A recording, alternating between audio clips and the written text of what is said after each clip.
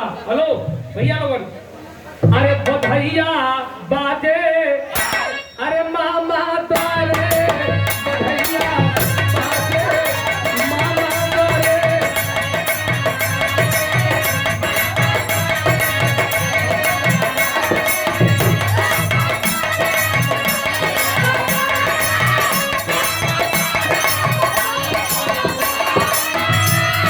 बधैया बाजे, बधैया बाजे।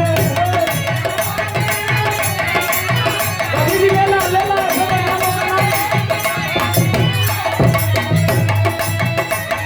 बधैया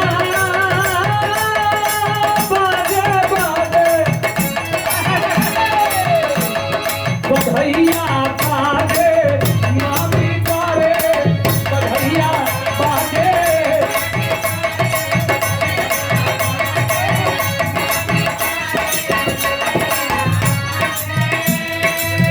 मामा लुटावे लगिया न धान सोनवाए,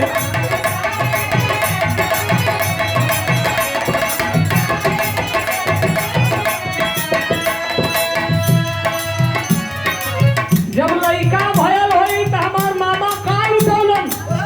अरे मामा लुटावे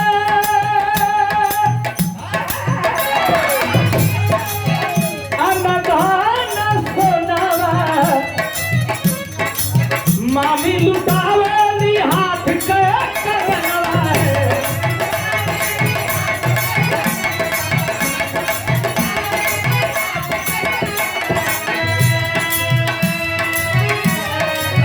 अनिल सुनीला लुटावे रुपैया, बधैया बाजे, मामा द्वारे हो बधैया बाजे।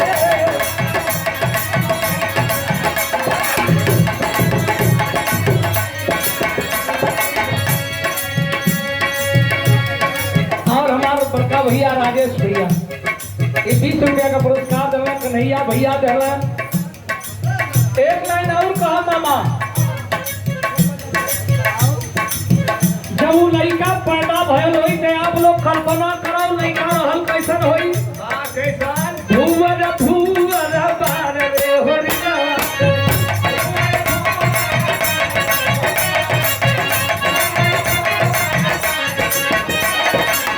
भूवर भूवर बार रे होरिया।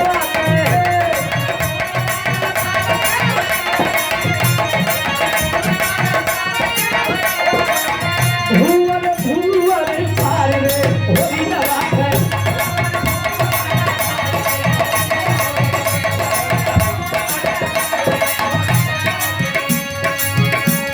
और सुना, लड़का का पापा लुटावे रुपैया,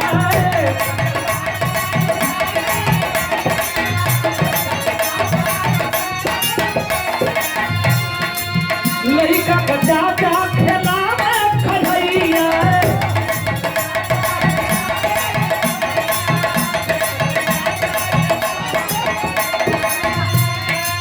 और सुना मामा नवाब भैया, लड़का का माई रंगदार रे होरिया, लड़का का माई।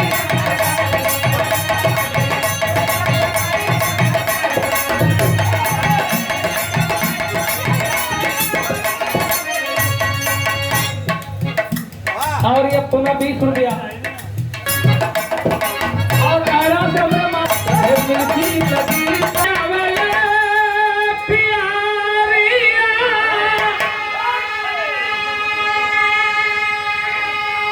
अरे पियरिया लागल जाला रहो,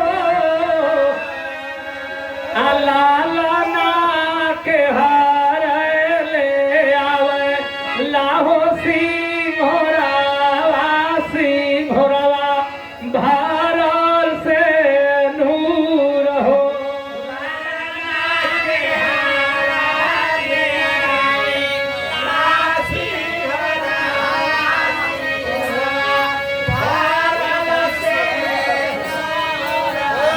इधर मामी के पता ही होगा तुम जानना। पियरिया, अरे पियरिया लागल जाला रहो,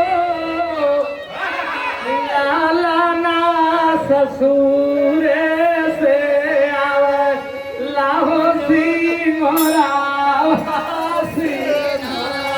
भारत से नूर हो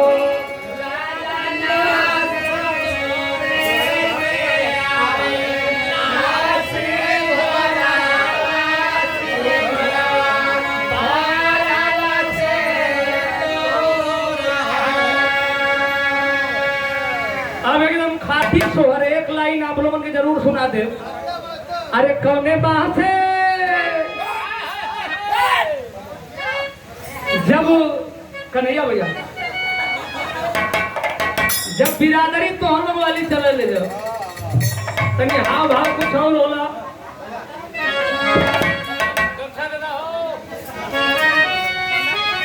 20 रुपया हमरे भैया का नाम प्रकाश